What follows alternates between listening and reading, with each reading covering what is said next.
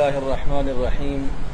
حضرت حکیم الامت مجدد الملت حضرت مولانا اشرف علی تھانوی رحمۃ اللہ علیہ ارشاد فرماتے ہیں کہ مٹھی بھر بارود پہاڑوں کو ٹکڑے ٹکڑے کر دیتا ہے۔ سیمنٹ فیکٹری والے سیمنٹ میں استعمال ہونے والے ایک خاص مٹیریل یعنی جز کو حاصل کرنے کے لیے پہاڑوں میں 10 تولہ بارود رکھ کر انہیں دھماکوں سے اڑا دیتے ہیں، پھر اس سے سیمنٹ بناتے ہیں۔ تو حضرت حکیم الامت تھانوی رحمۃ اللہ علیہ ارشاد فرماتے ہیں کہ جب تھوڑا سا بارود پہاڑوں کو اڑا دیتا ہے تو کیا اللہ کی رحمت میں یہ اثر نہیں ہوگا کہ وہ تھوڑی سی رحمت کی توجہ سے ہمارے گناہوں کے پہاڑوں کو اڑا ڈالے؟ اس لیے مایوسی کفر ہے۔ اللہ کی ذات سے کبھی بھی نا امید نہیں ہونی چاہیے، کیونکہ ہمارے گناہ کتنے ہی زیادہ ہوں مگر محدود ہیں۔ ہمارا پالا اس مالک سے ہے جس کی رحمت غیر محدود ہے، تو غیر محدود رحمت والے مالک اور مولا سے جس کا پالا ہو اسے شکر گزاری کرنی چاہیے کہ ہمارا مولا ہمارا اللہ غیر محدود رحمت والا ہے۔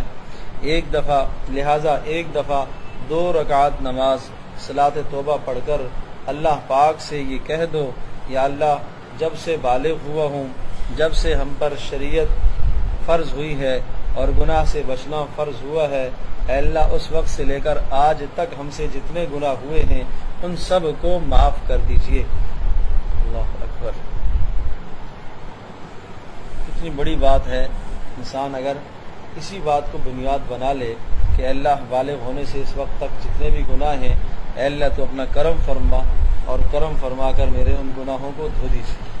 تو اللہ تبارک و تعالیٰ قادر مطلق ہے، اللہ تبارک و تعالیٰ قدرت رکھنے والا ہے۔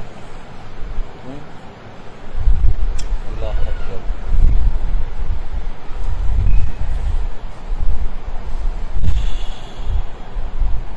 گناہوں سے معافی مانگنے کا طریقہ آپ بتلائیے کہ ہم لوگ اللہ تعالیٰ کو یاد کرنے کے لیے پیدا ہوئے ہیں یا گناہوں کو یاد کرنے کے لیے پیدا ہوئے ہیں؟ لہذا توبہ کرنے کے بعد اب گناہوں کی یاد کرنا سخت نادانی ہے۔ بس 2 رکعت نماز توبہ پڑھ کر اللہ سے استغفار کر لیا، اور چاہے تو روزانہ 2 رکعت نماز توبہ پڑھ لے، عشاء کے فرض اور 2 سنت پڑھ کر وطر سے پہلے 2 رکعت صلاۃ توبہ اور صلاۃ حاجت کی نیت سے پڑھ لیں۔ صلاۃ توبہ کی نیت سے تو ساری زندگی کے گناہوں سے معافی مانگ لی، اور حاجت کی نیت سے اللہ پاک سے اپنی تمام جائز حاجات مانگ لی، اللہ پاک کی محبت بھی مانگ لی، اصلاح نفس کی توفیق بھی مانگ لو، گناہ کے چھوڑنے کی توفیق بھی مانگ لو۔ اس سے بڑی حاجت کیا ہے کہ بندہ خود کو سنوارنے کے لیے، اللہ پاک کو راضی کرنے کے لیے رو رو کر یہ کہتا ہے، اے اللہ مجھے گناہ سے بچنے کی توفیق عطا فرما، مجھے زہر کھانے سے بچا، اپنے غضب اور قہر اور ناراضگی کے اعمال سے اے اللہ مجھے بچا لے، شدید کراہت اور نفرت ہے، اے اللہ مجھے ان تمام گناہوں سے بچا لے۔ اسی طرح سے اللہ تعالیٰ سے جسمانی تندرستی، صحت، مشکلات کے خاتمے کی بھی دعا کیجیے۔ صلاۃ حاجت کے بعد ایک دعا پڑھنا سنت ہے۔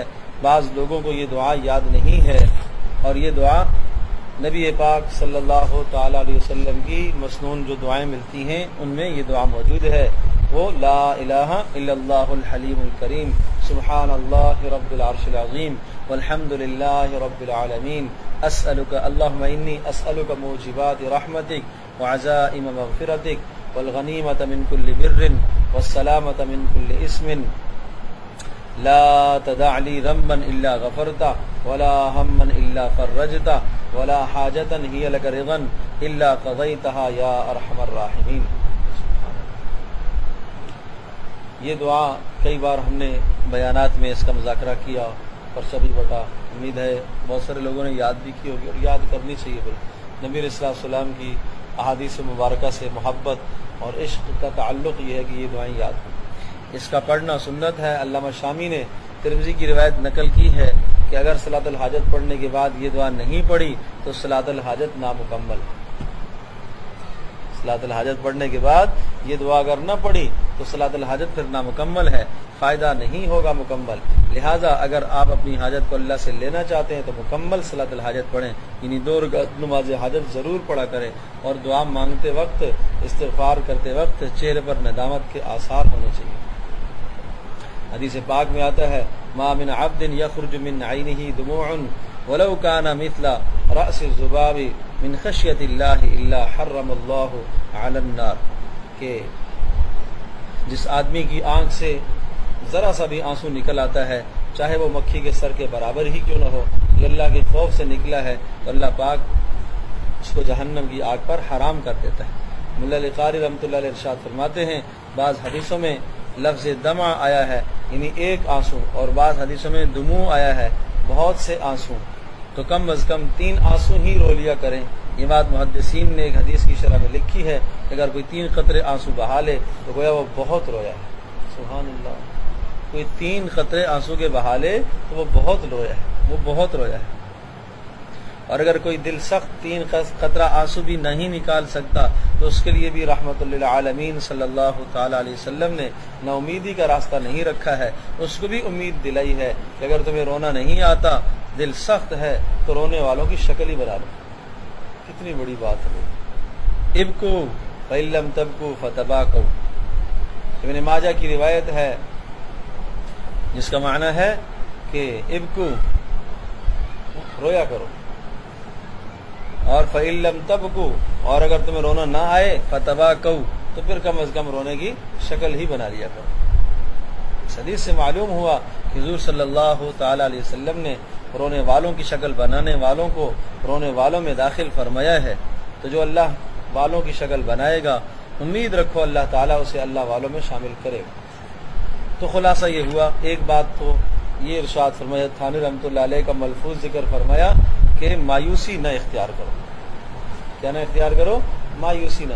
ارشاد فرمایا تھانوی رحمۃ اللہ علیہ کا ملفوظ ہے کہ ایک چھوٹا سا بارود پہاڑوں کو اڑا دیتا ہے، تو آپ یہ تصور کرو کہ اللہ پاک کی رحمت، میرے گناہ تو بہت محدود، اللہ پاک کی رحمت لامحدود، اے اللہ اس لامحدود رحمت کے ذریعے سے میرے گناہوں کے پہاڑوں کو تو اڑا دے۔ اس طرح سے اللہ پاک سے مانگو۔ دوسری بات یہ ارشاد فرمائی کہ روزانہ 2 رکعت نماز صلاۃ الحاجت پڑھا کرو، صلاۃ الحاجت بھی اور صلاۃ التوبہ بھی۔ عشاء کی نماز کے بعد 2 رکعت نماز نفل پڑھ لیے جائیں، انہی 2 نفلوں کے اندر نماز حاجت کی بھی نیت کریں اور نماز توبہ کی بھی نیت کریں، اور نماز حاجت توبہ کی نیت کریں کہ یا اللہ بالغ ہونے سے اس وقت تک جتنے گناہ ہیں اے اللہ اپنا کرم کر کے وہ گناہ معاف کر دے، اور صلاۃ الحاجت کی یہ نیت کریں کہ یا اللہ آج کے بعد سے گناہوں سے بچنے کی توفیق بھی آپ ہی سے مانگتا ہوں، تجھے راضی کرنے کے لیے اے اللہ تجھ ہی سے توفیق مانگتا ہوں، تو مجھ سے راضی ہو۔ کتنی عجیب بات ہے، کتنی اہم بات ہے۔ جو آدمی روزانہ اس کا اہتمام کرے گا اللہ پاک اسے کیوں نہیں عطا فرمائے گا۔ ایک بچہ ہے، ماں سے مانگتا ہے، 1 دن مانگتا ہے، 2 دن مانگتا ہے، 3 دن مانگتا ہے، 4 دن مانگتا ہے، بالآخر ماں تو ماں ہے نا، تو اللہ پاک تو ماں اور باپ سے بھی زیادہ پیار کرنے والا ہے۔ تو کون آدمی روزانہ پڑھے گا بھائی 2 رکعت نماز رات کو انشاءاللہ، ہے جی، عشاء کی نماز کے بعد، فطروں کے بعد 2 رکعت نماز حاجت اور نماز توبہ سارے کریں گے نا انشاءاللہ، اور نماز حاجت کی بھی نیت کریں گے انشاءاللہ اور نماز توبہ کی بھی نیت کریں گے، ٹھیک ہے۔ اور پھر اس کے بعد یہ دعا لا الہ الا اللہ الحلیم الکریم۔ تیسری بات یہ عرض کی ہے کہ نماز حاجت ہے تو نماز حاجت اس وقت تک مکمل نہیں ہوگی جب تک یہ دعا نہ پڑھی جائے۔ کس کس کو یاد ہے بھائی یہ دعا؟ الحمدللہ۔ جن کو یاد نہیں ہے وہ یاد کرنے کا اہتمام فرمائیں۔ اچھا، اور آخری بات یہ ارشاد فرمائی کہ رونے کی شکل بنا، رویا کرو، اور جو فرمایا کہ محدثین نے لکھا ہے کہ کتنے آنسو بہائے تو وہ زیادہ رونے والا شمار ہوگا، 3 آنسو جو بہا لے تو وہ زیادہ رونے والا شمار ہوگا۔ اللہ پاک ہم سب کو یہ نصیب فرمائے۔ اور فرمایا کہ اگر رونا نہیں آئے تو پھر کیا کرو، رونے کی شکل ہی بنا لیا کرو۔ اللہ پاک ہم سب کی عمل کرنا آسان فرمائے۔